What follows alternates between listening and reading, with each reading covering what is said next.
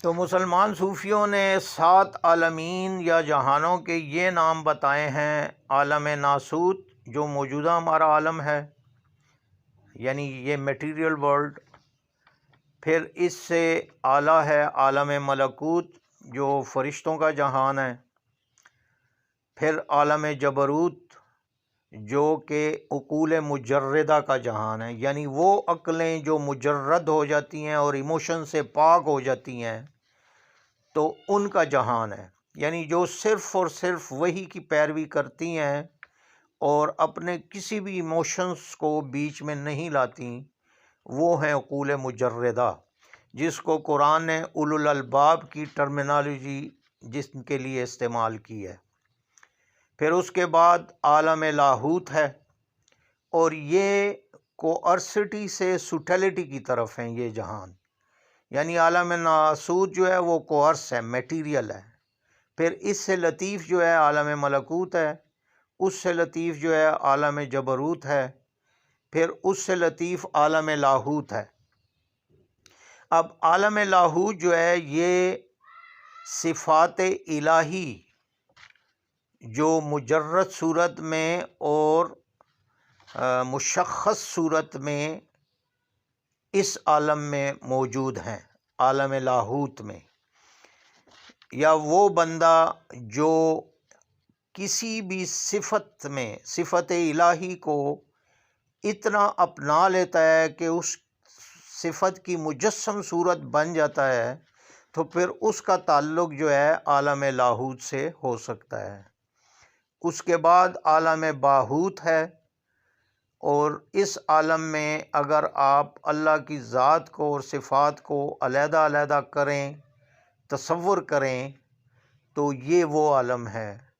اور عالم ہاہوت جو ہے یہ وہ عالم ہے جس میں اللہ کی جو ذات ہے، یعنی اس کی صفات کو علیحدہ کر کے صرف ذات کا تصور کریں، تو یہ عالم ہاہوت ہے.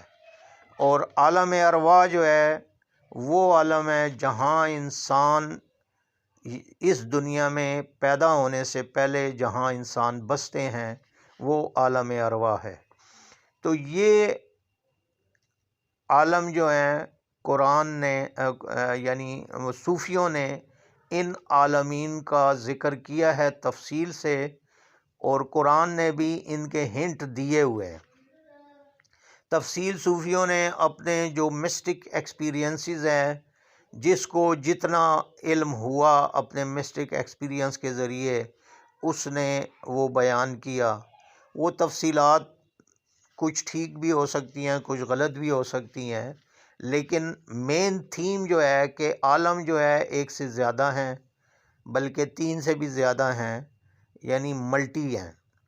تو یہ جو ملٹی ورس کا تصور ہے ہمارے صوفیاء میں شروع سے اسی طرح چلا آ رہا ہے، اور اس کا ذکر جو ہے کتابوں میں موجود ہے، ان عالمین کا ذکر. اور میں نے ایک کتاب پڑھی تھی جو چشتیہ سلسلے کی لکھی ہوئی تھی، تو اس میں رائٹر نے بتایا تھا کہ جو چشتیہ مسٹک ایکسپیرینس ہے اس میں انہوں نے 18,000 عالمین شامل کیے ہیں، یعنی شمار کیے ہیں کہ 18,000 عالمین ہیں. اور ہر کیفیت انسان کے حوالے سے ایک پورا عالم موجود ہے، یعنی عالم خوف. تو ایک پورا عالم ہے یہ عالم خوف جو ہے، یہ ایک پورا جہان ہے، پوری کائنات ہے. اور اسی طرح دوسری جو انسانی ایموشنل کیفیات ہیں ان کے حوالے سے انہوں نے پورے عالم کا ذکر کیا ہے. کرکس آف دی میٹر وہی ہے کہ یعنی ملٹی ورس ہے، ایک یونیورس نہیں ہے بلکہ جہان بہت زیادہ ہیں. ہاں، سائنس ابھی تک اس کو معلوم نہیں کر سکی، یا سائنس ان جہانوں تک ابھی تک پہنچ نہیں سکی، اور اس کی وجہ یہی ہے کہ اگر ہم میچیو کاکو کے جو لیولز آف سویلائزیشنز ہیں اس کے حوالے سے دیکھیں تو ہماری جو سویلائزیشن ہے وہ بالکل ابھی طفل مکتب کے لیول پہ ہے. تو جو ہائر سویلائزیشنز ہیں وہ پھر آگے بڑھتی ہیں، اور درجہ 2 کی جو سویلائزیشن ہے وہ ہوتی ہے جو اپنے انوائرمنٹس اور ویدر پر مکمل کنٹرول حاصل کر لیتی ہے، اور جو فاسل فیول ہے اس کی استعمال سے وہ آزاد ہو جاتی ہے۔ یعنی فاسل فیول وہ ہوتا ہے جو اس پلانٹ کے اندر سے نکلے۔ تو جب سویلائزیشن اتنی ڈیولپ ہو جاتی ہے کہ اس کو اس فیول کی ضرورت نہیں رہتی، بلکہ کائنات میں جو پلانٹ سے باہر فیول موجود ہے، چاہے وہ سولر فیول ہو یا گریویٹیشنل فیلڈ کا فیول ہو، اس کو پروپلشن کے لیے استعمال کرے، تو وہ جو ہے نیکسٹ لیول کی سویلائزیشن ہوتی ہے، اور ہماری ابھی تک جو ہے فاسل فیول پر ہی چل رہی ہے۔ لہٰذا یہ بالکل ابھی ابتدا ہے ان کی، تو آنے والے وقتوں میں ہو سکتا ہے کہ سائنس اتنی ترقی کر لے کہ اس لیول تک پہنچ جائے، یا پھر اپنی اس بےہودہ دجالی ترقی کے وجہ سے یہ پلانٹ ویسے ہی تباہ ہو جائے۔ ان دونوں میں سے کوئی بھی ایک صورت ہو سکتی ہے۔ زیادہ چانسز تو تباہی کے ہیں، کیونکہ دجالی سائنس جو ہے وہ انسان کو تباہی کی طرف لے کے جا رہی ہے، اور یہ جو مطلب گرین ہاؤس ایفیکٹ اور یہ جو موسموں کا تغیر ہو رہا ہے، تو یہ ساری چیزیں اسی طرف تباہی کی طرف کی علامات ہیں۔ قرآن نے عالم ارواح کی بات سورہ اعراف کی آیت نمبر 172 میں کی ہے۔ سورہ مومنون کی آیت 100 میں عالم برزخ کی بات کی گئی ہے۔ عالم برزخ وہ عالم ہے جہاں پہ انسان مرنے کے بعد آخرت تک، عالم آخرت تک رہتے ہیں انسان جا کر، وہ عالم برزخ، اس کو عالم برزخ قرآن نے کہا ہے۔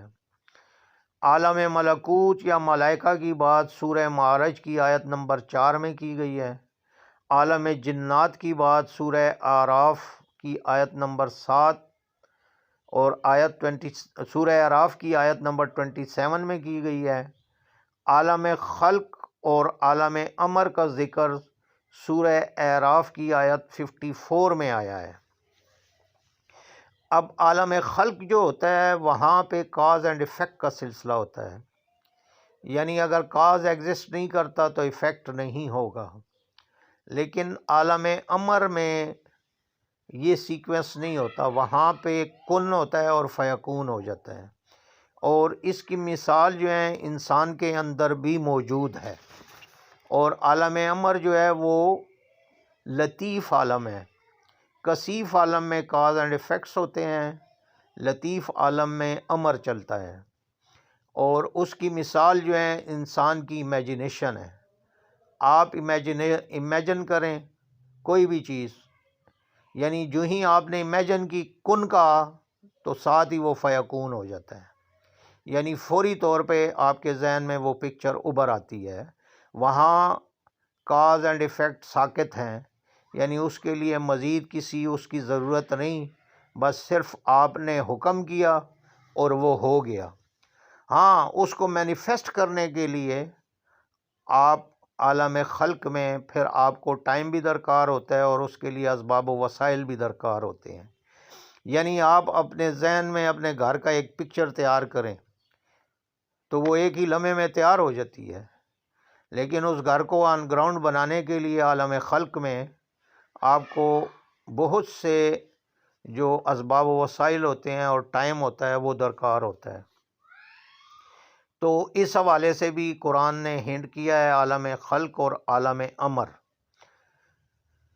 انما امرہ شیئا اذا اراد ان یقول لہ کن فیکون، کہ اس کا امر تو یہی ہے کہ جب وہ ارادہ کرتا ہے کسی چیز کا تو اس کو کن کہتا ہے تو فیکون ہو جاتی ہے۔ تو عالم امر میں اسباب ساکت ہیں، وہاں کن فیکون کا رول ہوتا ہے۔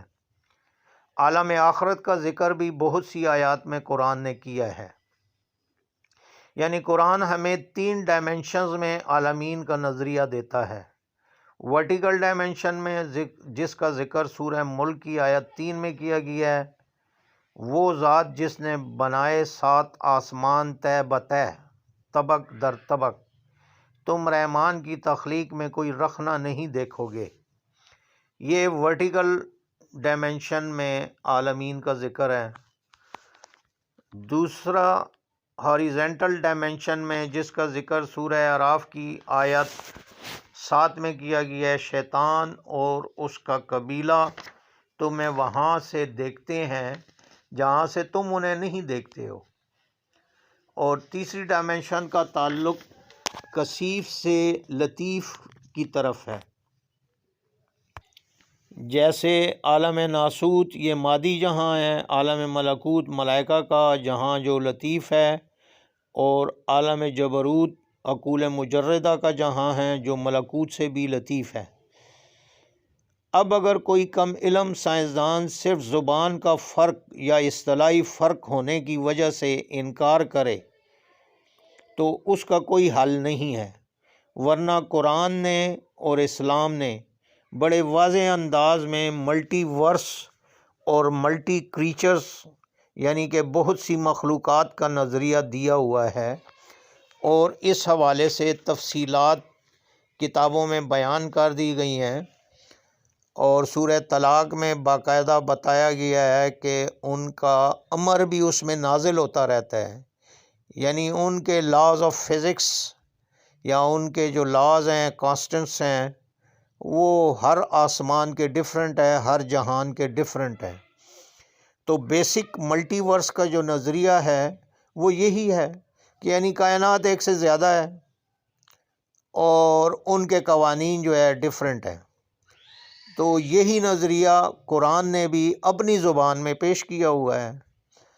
اب اگر کوئی لینگویج کے فرق کی وجہ سے اس چیز کو کنیکٹ نہ کر سکے یا سمجھ نہ سکے تو یہ اس کی اپنی کم علمی ہے، یا کوئی یہ کہے کہ نہیں جی یہ تو پہلے سائنس نے دیا تھا تو پھر اب یہ قرآن سے جان بوجھ کے نکال رہے ہیں، تو جان بوجھ کی بات نہیں ہے۔ بات وہی ہے کہ سیکولرزم کی وجہ سے جو ایک گیپ پیدا ہو گیا تھا دونوں فیلڈز آف نالج میں، وہ بنیادی وجہ بنی ہے کہ مولوی کو سائنس کا کوئی پتہ نہیں اور سائنسدانوں کو جو ہے وہ قرآن کا پتہ نہیں ہے، تو ظاہری بات ہے پھر نہ وہ ان کی زبان سمجھتے ہیں نہ یہ ان کی زبان سمجھتے ہیں۔ نتیجتاً ایک گیپ کریٹ کیا گیا انٹینشنلی۔ اب جو لوگ دونوں فیلڈ کو تھوڑا بہت جانتے ہیں تو وہ ان میں تطبیق پیدا کر سکتے ہیں، اور وہ جب بتاتے ہیں تو پھر یہ سائنس کے فیلڈ کے لوگوں کو کچھ اچھا نہیں لگتا، کیونکہ ان کو تکلیف ہوتی ہے نا اس بات سے کہ جی ہم نے اتنی محنت کر کے ایک تھیوری ڈسکور کی اور وہ کہتے ہیں جی قرآن میں پہلے ہی سے موجود ہے، تو یہ تو بڑا غلط کام ہے۔ یعنی ہمیں یہ وہ کر دیتے ہیں، نلیفائی کر دیتے ہیں کہ جی تم نے کیا کیا ہے، ہمارے قرآن نے پہلے ہی سے بتایا ہوا ہے۔ تو نلیفائی کرنے کی بات نہیں ہے، بیسک چیز یہی ہے کہ وہ صرف یہی بتانا چاہتے ہیں کہ دیکھیں یہ قرآن ایک ریویلڈ بک ہے، وہ اس لیے یہ چیز پیش کرتے ہیں کہ یہ ریویلڈ بک ہے۔ حضور ختمی مرتبہ تو پڑھے لکھے نہیں تھے، وہ تو دنیاوی لحاظ سے بالکل ان پڑھ شخصیت تھی، یعنی جو دنیا میں جس کو پڑھا لکھا کہتے ہیں نا، کہ باقاعدہ کوئی اسکول میں جاتا ہے، کسی سے سیکھتا ہے، کوئی اس کا استاد ہوتا ہے، کتابیں پڑھتا ہے، تو اس لحاظ سے تو وہ بالکل ان پڑھ شخصیت تھے۔ انہوں نے کبھی بھی کسی سے بھی کوئی بھی علم نہیں سیکھا، نہ کبھی کوئی کتاب پڑھی، نہ کسی استاد سے علم سیکھا، تو پھر اور اسی لیے اس کو امی بھی کہتے تھے ان کو، کہ جیسے بچہ ماں کے پیٹ سے پیدا ہوتا ہے اور جس طرح وہ بالکل چٹا ان پڑھ ہوتا ہے، اسی طرح وہ بڑے ہوئے اور دنیاوی لحاظ سے کسی بھی استاد سے انہوں نے کوئی بھی علم نہیں سیکھا۔ تو پھر یہ کیسے ممکن ہے کہ وہ ایسی تھیوریاں اپنی کتاب میں بیان، اور پھر یہ بھی الزام لگایا جاتا ہے کہ انہوں نے یہ کتاب خود لکھی تھی۔ تو اگر خود لکھی تھی تو پھر اس وقت کے جو پڑھے لکھے اور بڑے بڑے جو فصاحت و بلاغت کے امام تھے، وہ کیوں نہیں اس فصاحت و بلاغت کا جواب دے سکے؟ قرآن نے تو چیلنج کیا تھا نا کہ فاتوا بصورۃ من مثلہ، کہ اگر تم کہتے ہو یہ اللہ کا کلام نہیں ہے تو پھر تم بھی ایک صورت بنا لو، اور وہ چیلنج آج بھی قائم ہے۔ اور یہ صرف فصاحت و بلاغت نہیں ہے، اور بھی قرآن نے کوئی 5-6 چیلنج دیے ہوئے ہیں پوری دنیا کو، اور وہ آج بھی موجود ہے۔ تو یہ جو ساری ایفرٹ کی جاتی ہے مسلمانوں کی طرف سے، یہ سائنس سے ریلیٹ کیا جاتا ہے، تو مقصد صرف یہی ہوتا ہے دنیا کو سمجھانے کا کہ بھئی دیکھیں یہ ایک ان پڑھ، دنیاوی لحاظ سے ان پڑھ شخصیت جو ہے ایسی تھیوریاں اس وقت کیسے بیان کر سکتی تھی، اور وہ خود بھی یہی کہتے تھے کہ بھئی یہ میرا کلام نہیں ہے، یہ مجھے تو جو ریویل ہوتا ہے میں آپ کو بتا دیتا ہوں۔ یعنی انہوں نے یہ دعویٰ نہیں کیا، حالانکہ ایسی کتاب کوئی لکھے تو اس کو تو فخر سے پیش کرنا چاہیے کہ یہ دیکھو میں نے لکھی ہے اور تم اس کا جواب لا کے بتاؤ، مجھے آپ ایکسیپٹ کرو کہ میں آپ کا لیڈر ہوں اور یہ ہوں اور وہ ہوں۔ اگر وہ یہ کہتے کہ جی یہ میرا کلام ہے اور یہ ہے تو لوگ زیادہ ان کو مانتے، لیکن وہ یہی کہتے تھے کہ یہ میرا کلام نہیں ہے۔ یعنی ان کے لیڈر بننے کی راہ میں رکاوٹ یہی تھی کہ وہ اس کو اپنا کلام نہیں کہہ رہے تھے۔ اگر وہ اپنا کلام کہتے تو لوگ کہتے واہ واہ جی کیا بات ہے، اتنی عظیم ہستی ہیں آپ، اتنا زبردست کلام لکھا ہے۔ لیکن وہ یہی کہتے تھے کہ بھئی یہ میرا کلام ہی نہیں ہے، مجھے جو ریویل ہوتا ہے میں آپ کو بتاتا ہوں۔ تو انہوں نے خود کریڈٹ نہیں لیا اس کتاب کا۔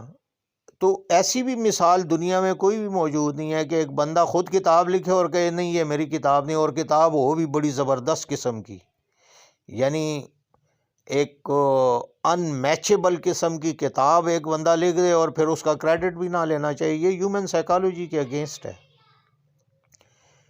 تو انہوں نے صاف صاف بتایا کہ یہ میری کتاب نہیں ہے، اور یہی وجہ ہے کہ آج مسلمان یہ سائنس کے ساتھ ریلیٹ کر کے دنیا کو سمجھانے کے لیے بتاتے ہیں کہ دیکھیں یہ تھیوری آلریڈی اگر اس میں موجود ہے قرآن میں، تو اس کا مطلب یہ ہے کہ اس کا سورس جو ہے زمینی نہیں ہے، اس کا سورس جو ہے میٹافزیکل نالج ہے، کیونکہ اس وقت کسی بھی کتاب میں یہ تھیوریاں نہیں دی ہوئی تھیں کہ وہاں سے وہ پڑھ لیتے۔ یعنی پاسبلٹی ہوتی ہے نا کہ چلو جی فلاں چیز ایگزسٹ کرتی تھی، اور پھر یہ کہ لینگویجز کا بھی تو ڈیفرنٹ ہوتا ہے۔